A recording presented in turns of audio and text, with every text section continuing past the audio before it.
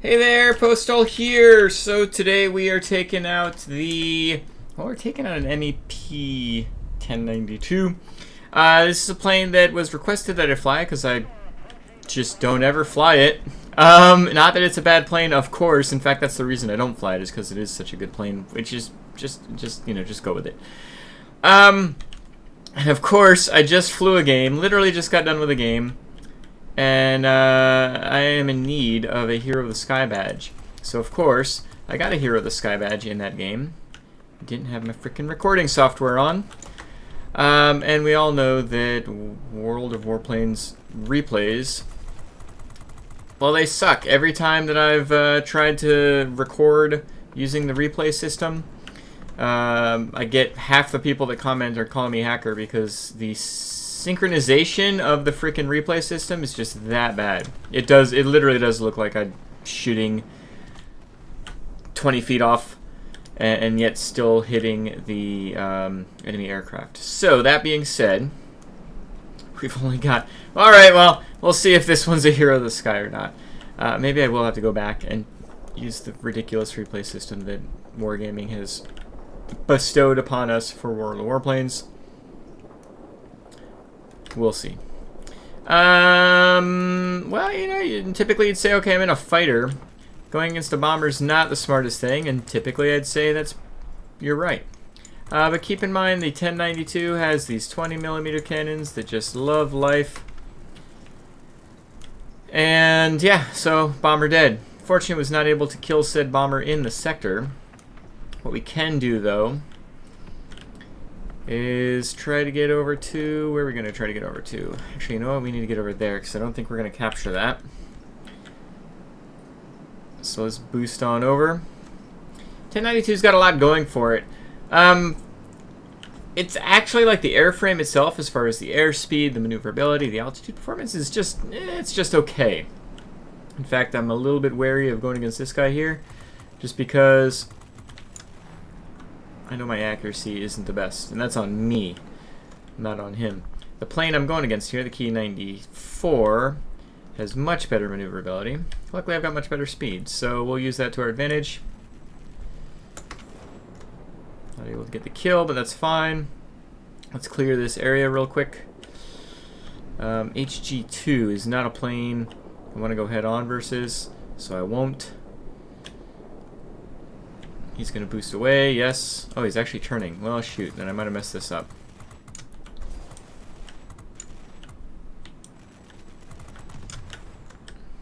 He made a really wide turn, so luckily I was able to not have to deal with him. We'll wiggle around here. Oh, now he is turning. Perfect, so we should be able to get the kill here. And let's move along. So let's go defend this sector a little bit. Nobody's gotten anything, really. If we can defend this, we'll get some defense kills, and that will allow us to get our, our Hero of the Sky badge. What are you doing, sir? Why are you being a jerk like that? Stay in the sector. Stay in the sector. I can't get a defense kill if you're outside the sector.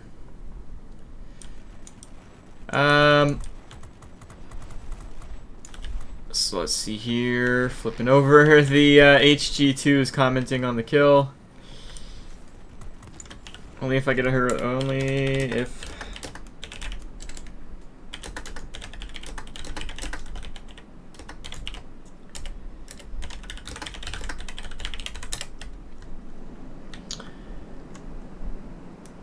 Alright, so my typing skills are about as good as my flying skills, meaning they're crap.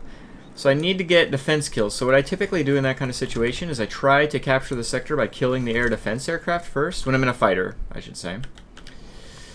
Kill the air defense aircraft so we capture it, and now that leaves the Seahawk available to kill.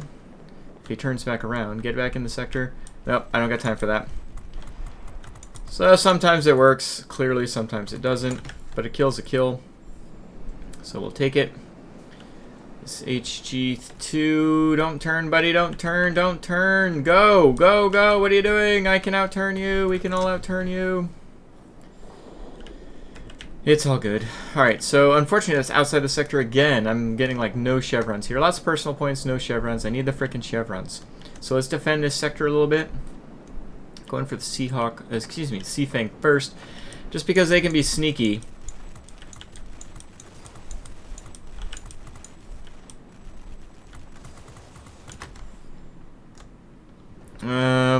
And on top of that, it looks like the... Speaking of Seahawks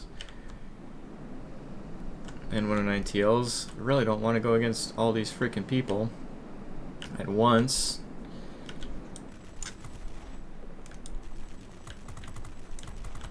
But it is what it is. So the airframe itself, it doesn't have the flexibility, but the cannons certainly make up for that. That's why so many people love this plane. It's because it just melts down enemy targets. Of course, I gotta hit my targets to melt them, but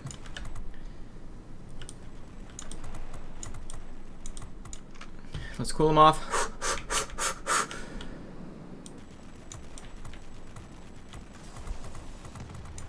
Hello. Thank you. Heavy fighter inbound. Trying not to go for you. Sea Fang again. I think he's gonna burn out. Is he gonna turn? Don't turn! Stop turning! Overheated my cannons, so I can't actually kill this guy. Knocked out my wing, unfortunately. Luckily it's a Seahawk, so I can still outmaneuver it. It's just a very heavy-hitting multi-roll, so you gotta always watch out for that kind of shenanigans. Can I get this dude? Never mind. Don't need to. Got a Nakamatsu out of it. But I don't care about a Nakamatsu. It is kind of funny that Nakamatsu is not at one of the missions for getting the Spitfire 16. You would think it might be.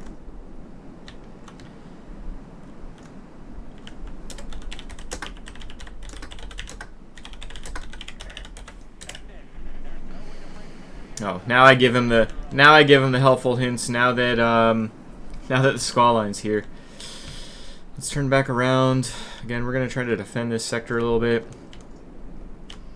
See if we can't get a couple extra chevrons for the kills and for the defense kills. Gotta tap the guns. They do overheat incredibly quickly.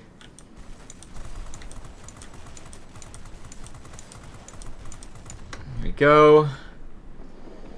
See if I can't get a Sea Fang.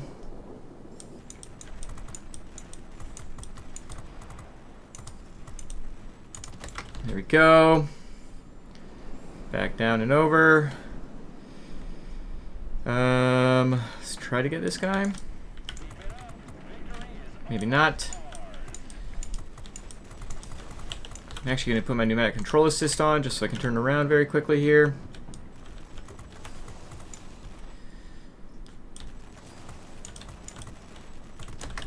You don't need to get a win to get the Hero of the Sky, so I'm just trying to defend the hell out of a sector because I feel like that's going to be my best bet for getting this medal.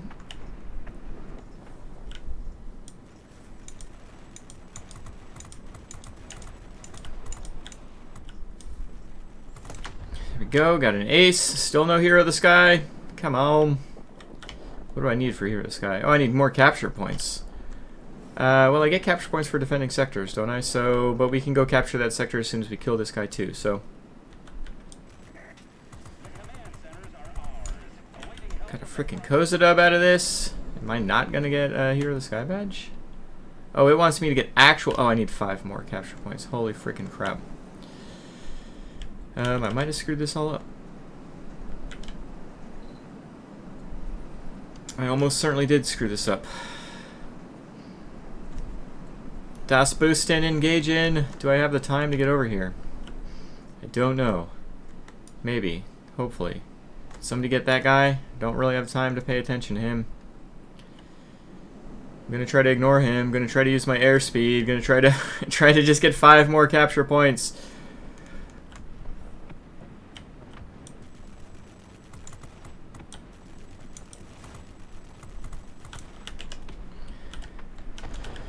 Running out of time, desperately. Oh, I screwed this up.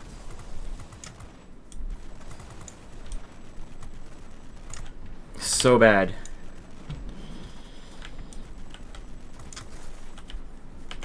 Oh my goodness, I screwed that up so bad. Oh my god, I'm so annoyed with myself. Frig.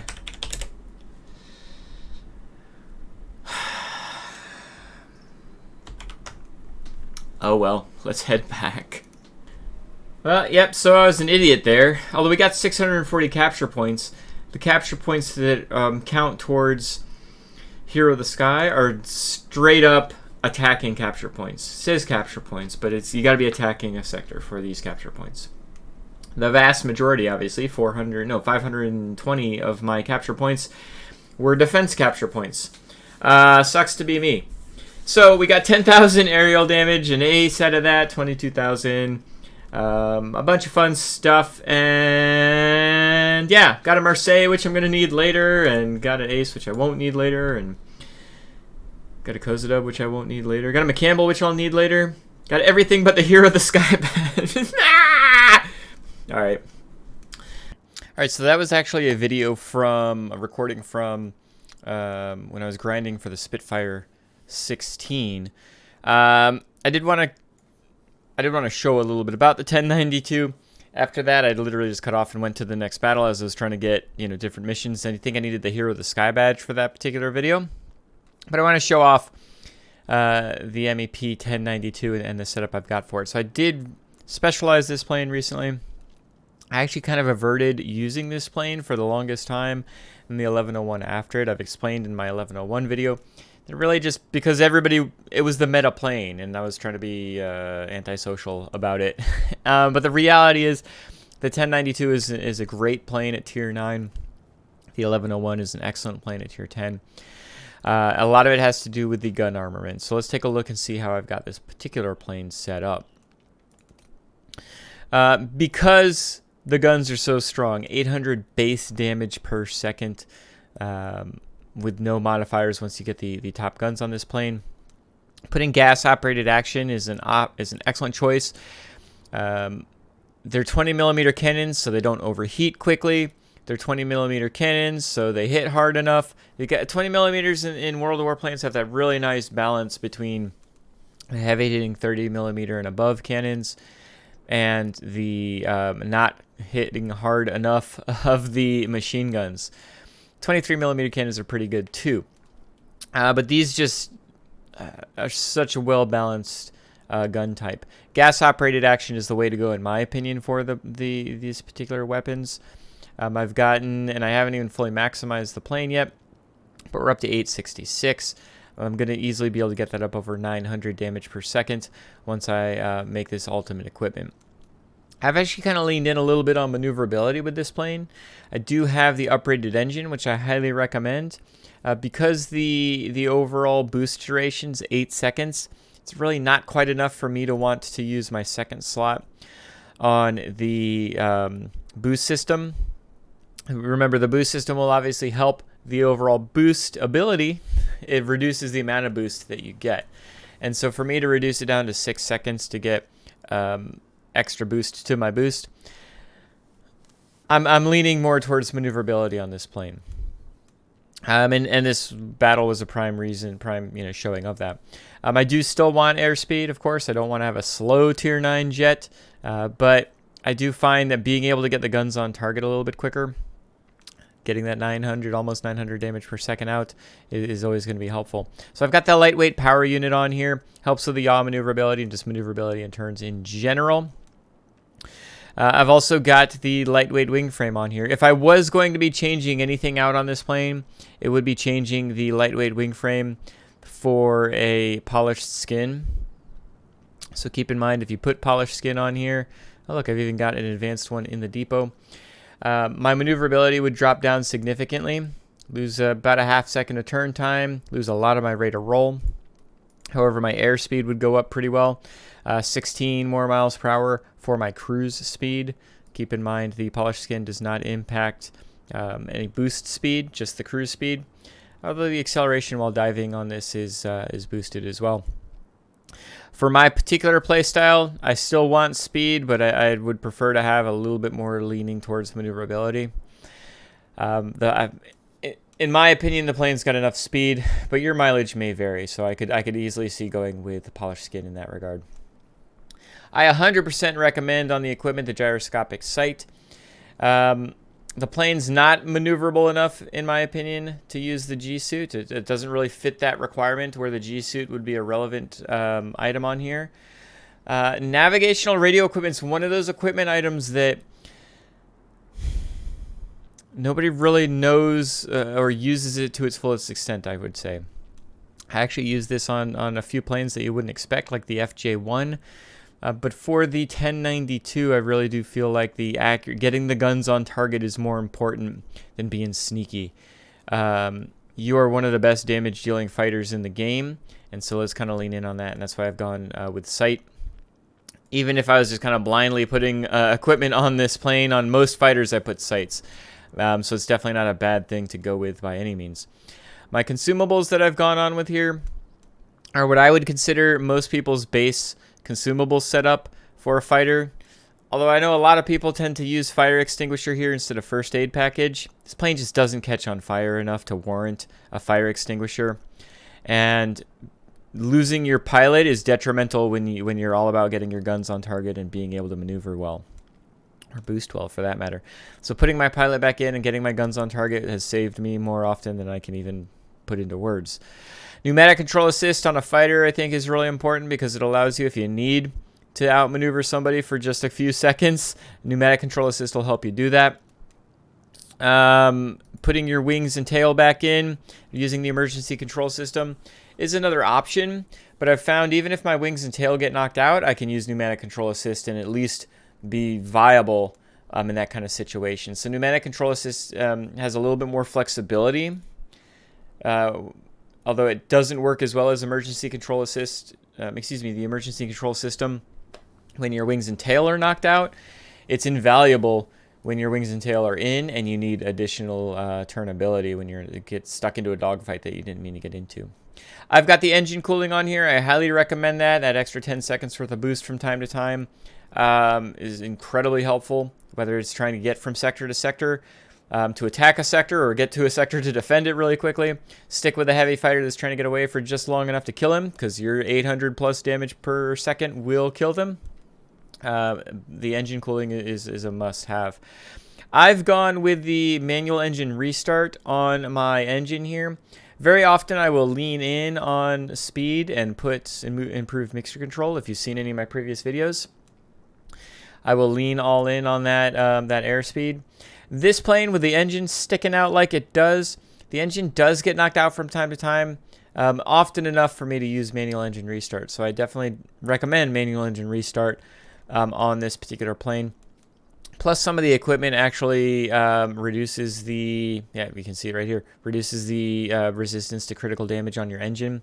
And so the manual engine restart can help put your engine back in when you get that kind of stuff knocked out. Universal ammo I put on because, why not? Every little bit of helps. And it's credits, it's not gold, so there we go. So that's my setup on the 1092. I only have a 5-point pilot on here. Good gracious me, oh my. Let's go ahead and do that. I would recommend, a balanced approach to your pilot. Now that my plane's specialized, it really probably would be best to put the aerodynamics expert on here. I don't know if that's going to be the next skill I go for, because getting Marksman 2 is certainly going to be a viable option on here, and I highly recommend Marksman 2 being really for the first 5 points that you use. Typically, I'd recommend putting Marksman 2 on here. I've got Engine Guru on here, which is something that I'm going to lean in on the more points I get for this particular pilot. Getting Engine Guru 1, Engine Guru 2, Marksman 1, Marksman 2, and Aerodynamics Expert. That's my 12 points to begin with. I've got 15 points beyond that. But really, that's in my opinion, going to be the biggest impact on this plane. More engine boost, more accuracy, more maneuverability. What more do you want? Once I get to 12 points on this pilot, we'll see what I do beyond that. I've only got one pilot that's at 12 points, so I know I'm not going to be getting 12 points on this plane or really any plane anytime soon. I'll be honest, I did not really like this plane too much when I first flew it. Part of that was me, I'm quite sure of it. Well, not even part of it. It was all me. The plane is very, very strong. Keep in mind the airframe isn't the best for Tier 9 because the guns make up for that. So what I would do when I first got the plane is I'd get myself stuck in dogfights. I would try to zoom more than I could really zoom, and I'd try to turn more than I could really turn. This plane's not the fastest. This plane's not the turniest. This plane's not the best altitude. This plane's not going to do anything as far as the airframe is concerned to the best. It's balanced, but it's not on the upper echelon by any means of an airplane. What puts it over the top and what makes it an enjoyable plane and one of the server's favorite Tier 9 fighters is the guns. Those guns make up for any other deficiencies. Get the guns on target, the top 20mm cannons, and you will absolutely enjoy the Me P.1092. It's another one of those planes that makes the German fighter line possibly the best fighter line in the game. Not the easiest one to fly. It's definitely not the line I recommend going down first because it's a little inflexible. But once you understand the game mechanics, once you understand what the enemy planes can do and can't do, then the German fighter line is the upper echelon as far as I'm concerned, as far as fighter lines is concerned. There's only one stinker on the whole line. It's definitely not the 1092. So I hope you enjoyed this video. I would love to hear your opinion on the 1092. There's not many people that don't like this plane, and I can completely understand that. So hope you're having a great day, and I will catch you in the next video. Bye.